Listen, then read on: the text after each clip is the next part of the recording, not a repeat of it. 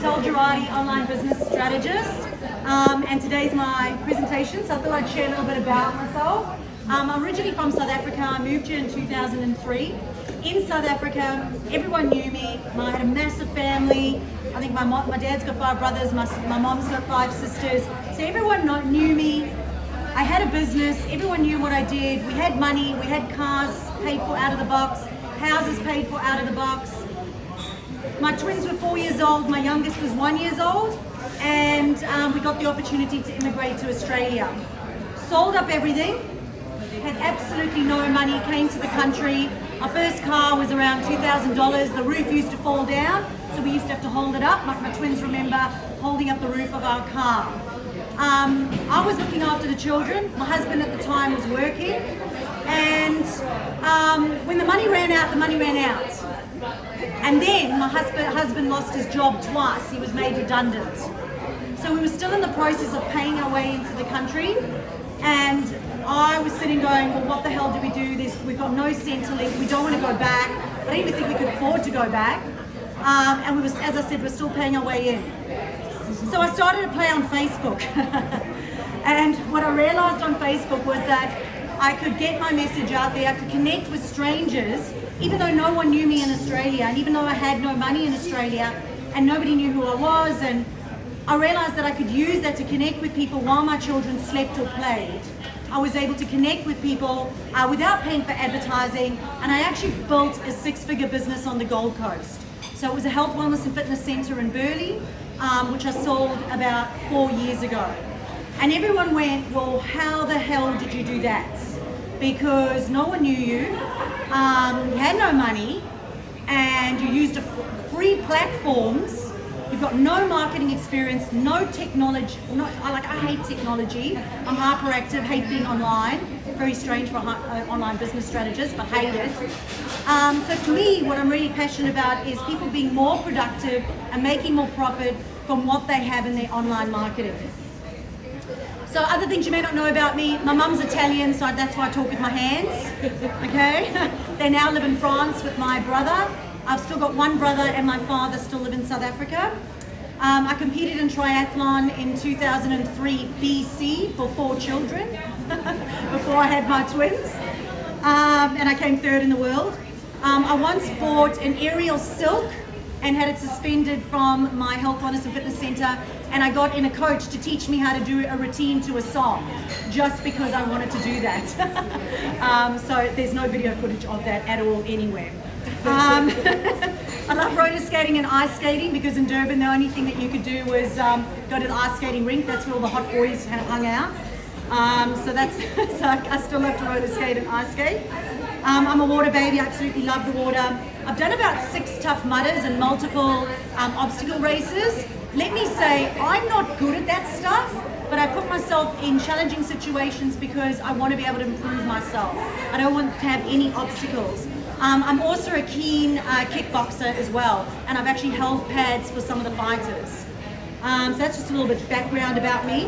So I want to share with you some fundamentals. I've got 5 fundamentals today. Number 1, whatever vehicles you use in your business, make sure that you've set them up correctly and you know how to use them so that they perform well. So when you have your about section and your privacy settings, make sure that you go through and you actually have read them and you've looked at them and you understand them, and you do it on an ongoing basis. Number 2 is your banners. So on social media you've got your banners. Make sure that your banners within 3 seconds effectively communicates who you are and what you do to who. So make sure that you've got your image on there, make sure you've got your location, make sure that you include a call to action, letting people know what the next step is, and above all else, please make sure that you have some sort of mission statement or promise to say, I do this for these people, so that when someone lands on your profiles, they don't scroll past you, they stay there. That's how you can maximize the algorithm working in your favor. So number 3 is your bios. Whenever you fill out those little bios or about sections, the platforms are asking you to do that so that they can get information about you, so that they can use the algorithm to connect you. It's kind of like an online dating site where the algorithm goes, well, you've written this, and these people are into that, so I'm going to match you. So if you go, oh, I'll do that next time, and it's now 5 years later, and your about section's not filled out, those are literally the keyword searchable words that need to be in there so that the algorithm can connect you with your ideal clients. So go and check your little bios and about sections and make sure that they've been filled out correctly. Number 4, branding consistency across all profiles. Making sure that your ads, your tags, your handles are all consistent, so they're not different on all platforms, as well as your name, so that you're not a pole dancer in one and a stripper in another. Make sure that they're all sort of consistent. But when we talk about branding, we talk about colors and fonts. More importantly on social media, and Campbell was talking about it this morning, about what Marion is saying, you have to be able to effectively communicate what you do to who, not just with your mouth, because that's for video, but you need to be able to do that written. So you need to look at your writing and your content and go, does this effectively communicate to a stranger what I do? And what I did with John yesterday is I do a 5-finger scroll. So I go into each of your profiles and I go 1, 2, 3, 4, 5, and I go, if I don't know you, does this profile tell me what you do for me and give me my next step of what I need to do to engage your services? Okay, that makes the difference between a pretty profile, being visible, and actually making money. And number 5 is your social media actually has 2 elements. One is attracting, so making sure it's set up correctly and you've got all the right content on it. But the other part a lot of people neglect is the prospecting that happens. And that's where the money's at.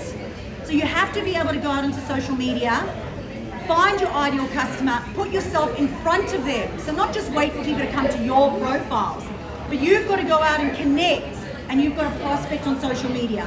So it's actually 2 strategies that you need to have. Attracting strategy and a prospecting strategy. And you've got to get them the hell of social media and as quickly as possible. And I learned that on Tinder. I met my partner on Tinder 6.5 years ago, love him to pieces. But Tinder basically, if you go onto Tinder and you're scrolling over here, and if you just keep talking to them, they go very quiet because they're looking at other people at the same time. So what happens is you've got to get them off onto a conversation, into a conversation. You've got to get them off onto a webinar. You've got to get them into a course. You've got to get them onto the phone, onto your email list as soon as possible because they go cold. So fluffy doesn't work. So I just thought I'd share with you this week a couple of things. So we're on Thursday. So in the last 3 days, just some stuff that I've done. So I helped an arts teacher set up a YouTube channel so that she can sell her art supplies. So she does live YouTubes, okay? We helped her to build her subscribers to over 100 so that she could get a personalized URL. And then we helped create a funnel so that from YouTube they then go onto her channel to go onto her channel to then buy her art supplies and book into her online courses. I helped an autism employment coordinator to set up a Facebook group as part of attracting referral partners, carers, and those with autism that are trying to get into the support, into employment. We helped them curate a Facebook group as part of his lead generation funnel so he could get people in there, set up qualifying questions, and then from there get them into a call or get them onto a webinar and sell them into a program. Number 3, working with a restaurant. They've got 5 different restaurants. What we realized is that they were cheapening their brand and their marketing. So they kept going the $7 this and the $2 that and the $4 that. Just by changing the way that we were marketing their business, they started to attract a higher caliber of people coming to their restaurants. They've now gone from an average spend of $10 per customer to $17 per customer, and that was after the first week of working with them. Just by changing what they were saying in their social media, they've almost doubled their sales. A driving school. Just working with a driving school instructor. She can't pay for a marketer to do it, so she did my half-day program. I've taught her how to do hashtags, reels, how to add people so that she can grow them, how to prospect and how to attract. Work with a coach to set up a lead magnet and then have email sequences that will sell them into a call so that she can then have them on a call and then sell them into a program. And I just work with a product-based company. They're a B2B2C company. And we just set up a first-time buyer's email sequence. So what's happening is people are subscribing on the website, but they're unsure because they're a non-alcoholic beer company. The buyer's still a bit unsure about whether or not they should go non-alcoholic, like beers, you know, should I pay for that? So what we've done is they're subscribing because they're interested, but they're not buying. So we've set up a first-time buyers email sequence now where they get a sample pack, because another problem we found is they don't know which beer to buy because they don't know what they taste like. So we've now set up a sample pack that they can buy, and there's a first-time buyers purchase so that they can buy that, and we've now, it's insane the amount of sales that we've been getting just from changing that. So sharing with them the FAQs, the frequently asked questions about non-alcoholic beer, sharing with them about the values and purpose of the company, and then offering them that first-time buyer. So we've now got subscribers who are now actually buying rather than subscribing and sitting on an email list. An air conditioning company, the wife, she loves me now, she is so exhausted. We've now automated sequences so that when an air conditioner needs a service a year later, they're now sending those automatic emails to those customers to say, hey, it's time for you to have a service. This is why we recommend you have a service. Allergies, blah, blah, blah. And because you're a returning customer, we'll give you a 10% discount if you book now. People are booking, so they don't have to, the wife's not picking up the phone, following up, and they're not losing their customers to Google. They're now keeping and retaining those customers. I've got a lighting company. They've got online sales, and they've also got they've got a store, and now they're doing online sales. She came to me and said, we've got to be able to sell more online. What we realized is that people weren't buying light bulbs. They weren't buying lights because they didn't realize they needed a light bulb. So they now will choose the appropriate light bulb for the customer. We've just done an end of financial year sale, and they made a profit of $6,500 off one email. That's just coming up with the buyer's persona, some of the objections that those buyers may have, handling some of those frequently asked questions, looking at what's logical for them, and then looking how we can integrate that into your marketing and automate it so you don't spend your life online. So, you know, you work with me, we set it all up, which is pretty cool. Once it's set up, it just runs on autopilot, which is awesome. So that's just a little bit about me. I don't think there's anything else. Maybe questions? If anyone has any questions? Is that cool? Do you understand a bit more about what I do? A lot of people call it funnels. I like to call it customer journeys. It just is a nicer way. It's a customer's journey. And I love to work on those customer journeys. Thank you.